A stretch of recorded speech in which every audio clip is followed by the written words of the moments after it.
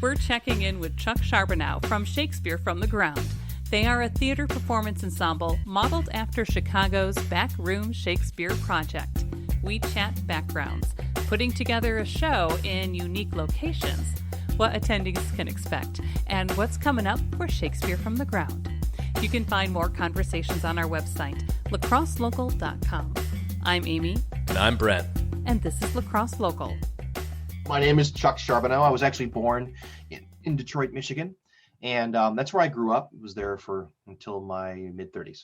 I got into Shakespeare in a really roundabout way. My first degree study was in computer science. I went to Michigan Tech for computer science, but my freshman year, there was an artist in residence there, and his name was Tim Hardy, and he was a member of the Royal Shakespeare Company. And so I got to work with a professional Shakespeare actor. And I had never really done theater before, but that year I got involved in improv and got involved in Shakespeare. And those two things have been my secondary passion my entire life. I've seen Shakespeare from the Ground. I've seen it at Pearl Street Brewery. How did it get its start? Where's the concept come from?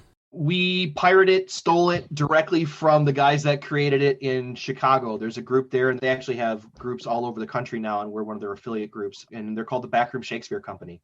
And they produce Shakespeare the way Shakespeare wrote it. A bunch of actors take responsibility for delivering it, and there's no director. There's no great big artistic point of view. Everybody agrees on the goals. They learn their lines. They do a single rehearsal all up where everybody knows their lines and they fit it all together, and they do a single performance in a bar on the ground to the patrons. Wow, that's interesting. How do you go about getting a show together like this, especially in unique locations, but now even throwing in COVID and adjusting for that? So COVID hit us pretty hard. We were actually a week out from our second production. So we did something in January of 2020. We did 12th Night on the night after 12th night. And then we were about to go with our Ides of March show. We were about to do Julius Caesar, and we had to cancel. And so since then, we've been trying to figure out what it looks like in the post-COVID and current COVID environment. And so we have a digital project that we're currently working on. It's been going since the beginning of 2021. We have a monologue project where we're getting actors from all over the country, and they're submitting Shakespeare monologues.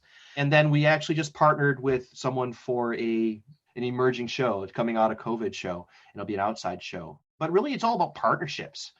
Finding these locations that see the importance of art and performance, and maybe finding a slow night on their schedule where they would be open to us bringing a pack of unruly drinking Shakespeareans to their alehouse and performing. And that worked. I saw them in Chicago, and it was brilliant. And that's why I thought this is the thing that I want to do, because the audience is so engaged.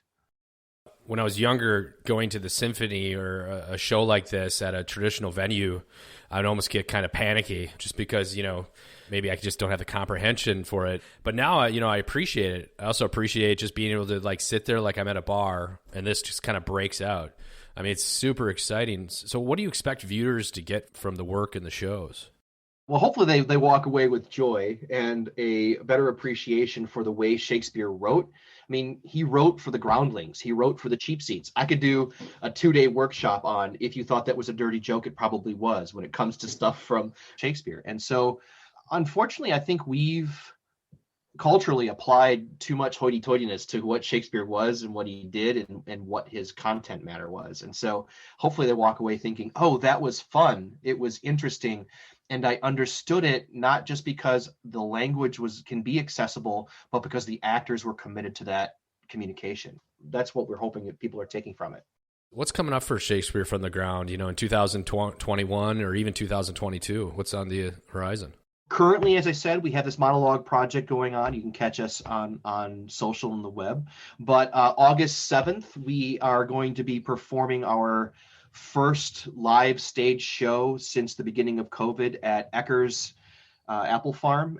That'll be an outdoor event. They have they partner with Hog's Back Brew Farm, and they have a beer garden, and they'll have beer and cider, and people can bring they'll have seating, and people can bring their lawn chairs if they want. And I'm not sure about food yet. They don't serve food, so I think people can bring that. We're going to be doing Midsummer Night's Dream, and it'll be outside in the summer. COVID safe return, so hopefully people will be getting vaccinated between now and then, but it'll still be outside, and we can use social distancing if necessary.